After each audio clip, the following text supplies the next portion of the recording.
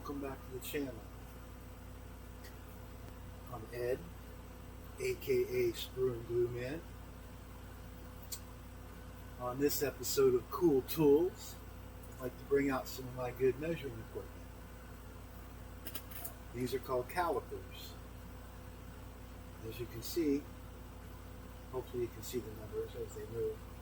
As this opens up, you get a Dewey Decimal reading there, which gets rid of any fractions, makes math way easier. These things are pretty good, but only count on them up into probably about within 3 thousandths. Even if they're calibrated good, this could be off. These work good to get really close measurements. This, compared to this, it's like not even funny. This is way better than the scale. The next thing in the pile would be is to pull out the micrometer. Micrometers are even more accurate than the calipers are.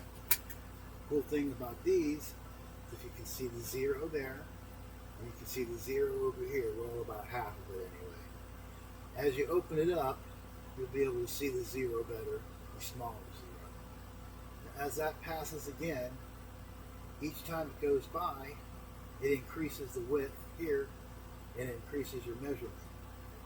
Each hash mark on a vernier micrometer, this is a caliper. Each bar, each line that you see represents 25 thousandths. So basically, if I was to open this up to the 1 on here